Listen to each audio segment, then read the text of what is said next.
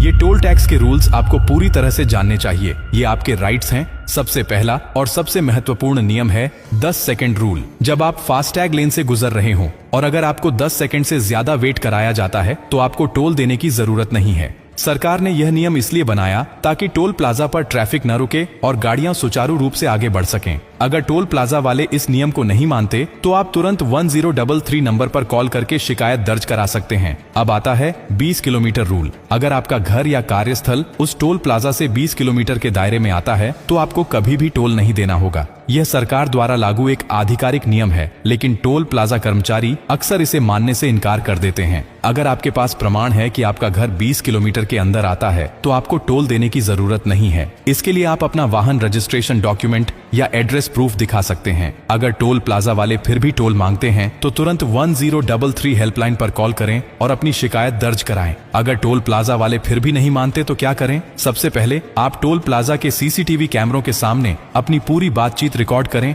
और उन्हें यह दिखाएं कि आप अपने अधिकारों के बारे में जानते हैं। अगर वे फिर भी जिद करते हैं तो उन्हें यह पोस्ट दिखाइए और बताइए कि सरकार ने स्पष्ट निर्देश दिए हैं कि इन परिस्थितियों में टोल वसूलना अवैध है। अगर वे फिर भी नहीं मानते तो 1033 पर कॉल करें और उनकी मनमानी की शिकायत दर्ज कराएं। 1033 हेल्पलाइन क्यों बनाई गई है? ये helpline national highway authority of India द्वारा शुरू की गई है ताकि टोल प्लाजा पर हो रही किसी भी धांधली को रोका जा सके। अगर आपकी शिकायत सही पाई जाती है तो टोल प्लाजा के खिलाफ कार्रवाई की जाएगी। अगर फिर भी आपकी समस्या हल नहीं होती तो आखिरी विकल्प क्या है? अगर 1033 पर शिकायत करने के बावजूद आपकी समस्या हल नहीं होती है और टोल प्लाजा वाले लगातार मनमानी कर रहे हैं तो आप अपने क्षेत्र के NHAI अधिकारी से संपर्क कर सकते हैं। इसके अलावा आप RTI दायर कर सकते हैं और पूछ सकते हैं कि टोल प्लाजा की मनमानी को रोकने के लिए सरकार ने अब तक क्या कदम उठाए हैं। इस जानकारी को ज्यादा से ज्यादा लोगों तक पहुंचाना जरूरी है। टोल प्लाजा वाले अक्सर उन लोगों से ज्यादा पैसे वसूलने की कोशिश करते हैं जिन्हें इन नियमों की जानकारी नहीं होती।